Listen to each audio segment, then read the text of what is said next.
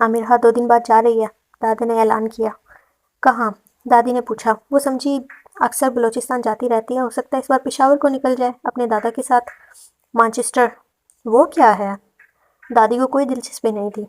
दादा पोती में बस ऐसे ही खाना खाते हुए पूछ लिया। दोनों ने अपनी तरफ से मिसाइल दागा था जो फुलझड़ी भी नहीं बन सका। नज़र उतारनी चाहिए थी इन सब की जोग्राफियाई मालूमात की। इनको ये तक नहीं मालूम था कि मानचेस्टर शहर का नाम है और ये बरतानिया में है। कोई रिश्ता आया है क्या अमरहा का वहाँ से? दादी ने ये सवाल भी ऐसे ही पूछ लिया। इस अगले सवाल पर दादा खामोशी हो गए। अमीरा इतनी काबिल है कि मानचेस्टर के मेयर ने खुद ख़त लिख कर बुलाया है, हमारी यूनिवर्सिटी में आकर पढ़ो। दादा ने तंज किया। भले से वाइट हाउस से ख़त आता कि ओबामा की असिस्टेंट बनो आकर, या इन्हें अमूर हुकूमत में मशवरे दो। कोई फ़र्क कब पड़ने वाला था, सब आराम से खाना खाते रहे। अमीरा ने दादा को इशारा किया कि ठीक से मतवज्जो करें ना सबको। इस ऐलान पर ऐसा रद्द-ए-अमल तो सरासर मानचेस्टर की बेइज्जती होगा।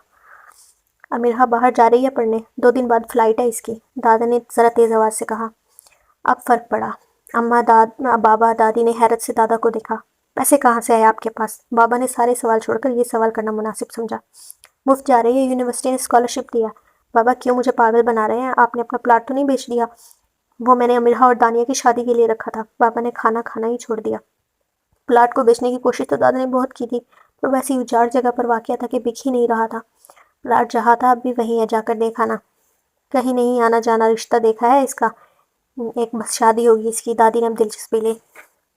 रिश्ता? आमिर ने दादी की तरफ देखा और उठकर कमरे में आ गई और जल्दी जल्दी अपना सामान पैक करने लगी। साथ साथ वो खुद को थपकी देकर कहने लगी, मुझे कोई नहीं रोक सकेगा, मैं चली जाऊंगी। परेशान ना होना आमिर, तुम चली जाओगी।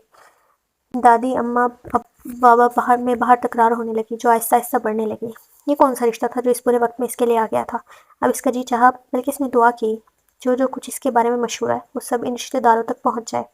इसके ख़ानदान वाले इन्हें फ़ोन कर कर के बताएंगे कि लड़की कैसी जन्म जली है, मनूस, काली नज़र, काली ज़ुबान वाली।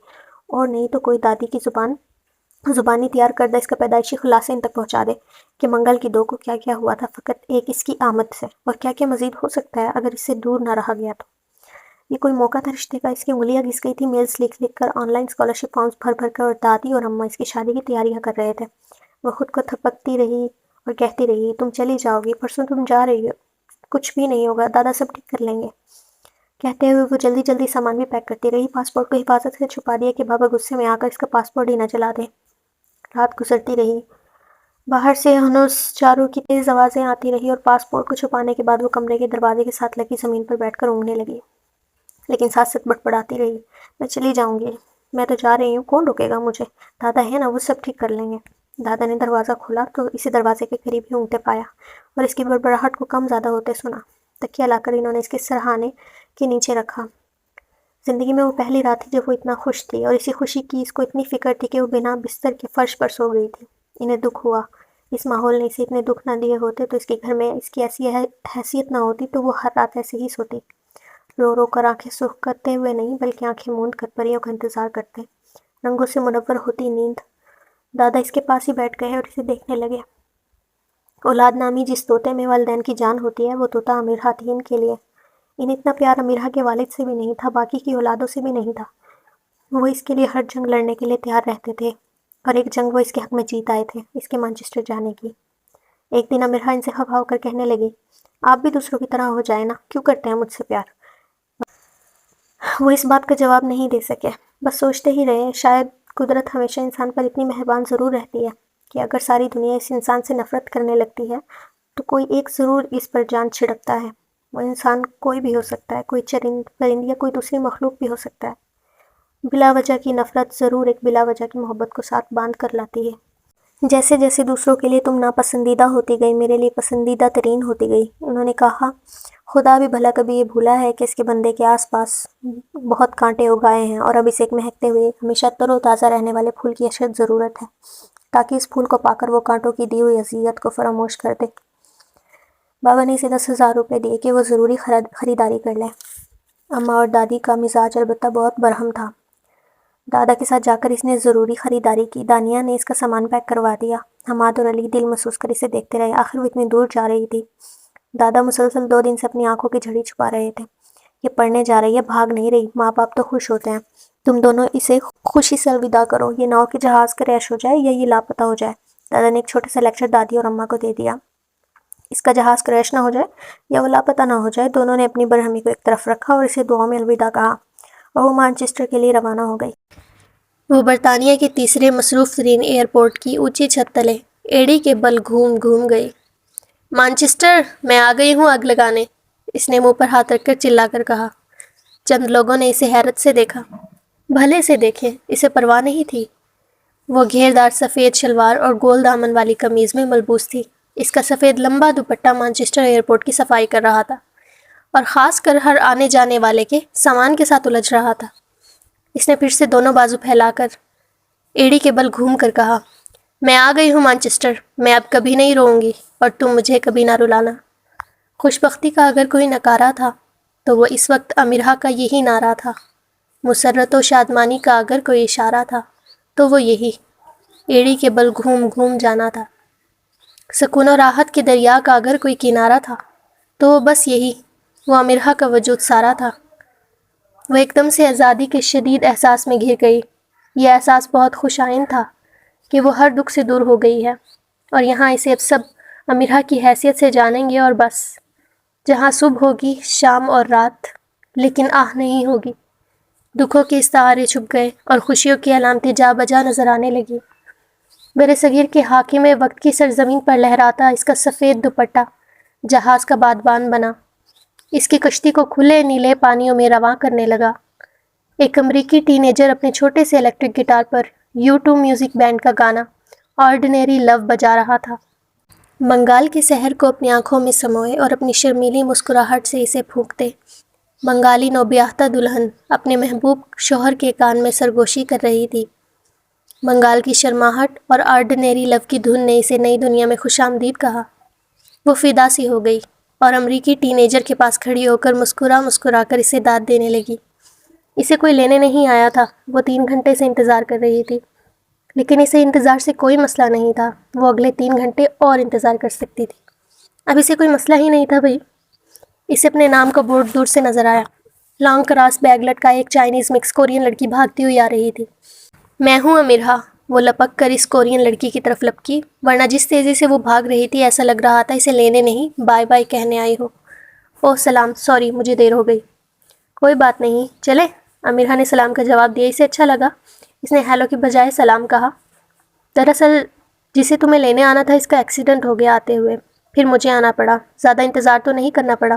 वो शर्मिंदा हो रही थी कि कोई इसे वक्त पर लेने नहीं आ सका। अमीरहा की शक्ल बनी, फिर इसकी हंसी निकल गई। हाना आगे आगे चलने लगी। वो इतनी तेज़ी से चल रही थी कि अमीरहा के लिए इसका साथ देना मुश्किल हो रहा था। दोनों टैक्सी में बैठ गई, बिल्डिंग तक आई, सामान ऊपर लाई और फ्लैट के अंदर आ गई। फ्लैट खाली था। 2 कमरे सामने छोटा सा लाउंज और लाउंज के सामने ओपन किचन। अमीरहा की आंखें एजाज़ पे खुल गई। ऐसा साफ़ सुथरा फ्लैट मेरे लिए, वाह।